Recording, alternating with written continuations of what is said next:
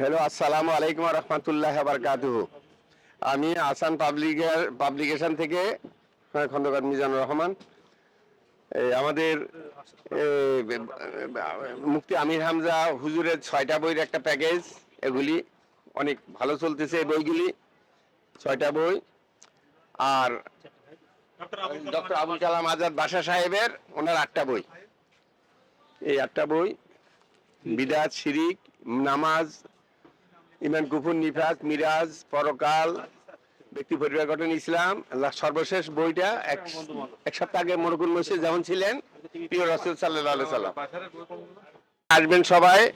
আজ ইসলামিক যত রকম বই আছে সব আমাদের কাছ থেকে নিয়ে যাবেন ইনশাআল্লাহ। আমাদের মেলা আরো 10 দিন বৃদ্ধি পেয়ে এখন আগামী শনিবার পর্যন্ত, 23 তারিখ শনিবার পর্যন্ত আমাদের মেলা বৃদ্ধি পেয়েছে।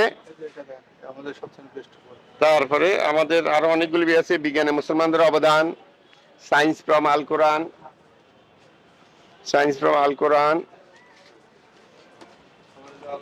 হ্যাঁ, আল আদাবুল মুফরাদ, ইমাম বুখারী রাহমাতুল্লাহ অনুবাদ,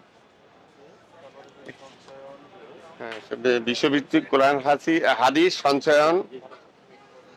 তারপরে আরেকটা বই উন্মোচন হয়েছে 2 দিন আগে, আল হুকুকুল আরবাউন।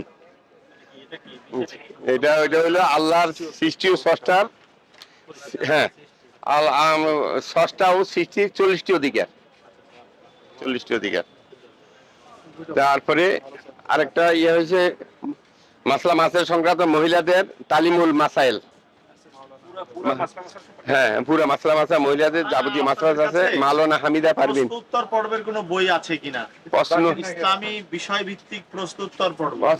এটা ডক্টর জাকির নায়েকের 5টা বইয়ের একটা প্যাকেজ আছে। হ্যাঁ, 5টা, হ্যাঁ, যাবে ডক্টর জাকির নায়েক। তারপরে হইলো কোরআন ও আধুনিক বিজ্ঞান, সংগতিপূর্ণ না সংগতিহীন।